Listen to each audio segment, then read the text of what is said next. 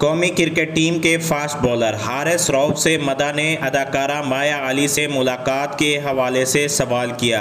गुज़श्ता माह एक इंटरव्यू के दौरान हारिस रऊफ ने अपनी पसंदीगी का इजहार करते हुए कहा था कि उन्हें पाकिस्तानी अदाकारा माया अली बहुत पसंद है और वो उनके हमरा डिनर पर जाने के ख्वाहिशमंद हैं।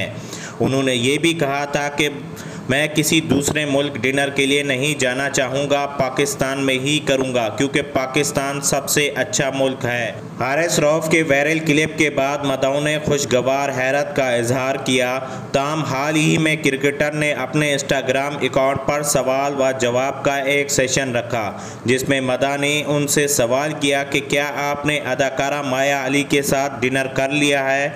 तो हारिस रऊफ ने जवाब देते हुए कहा कि मैंने अभी तक माया के साथ डिनर करने का ख्वाहिशमंद हूँ।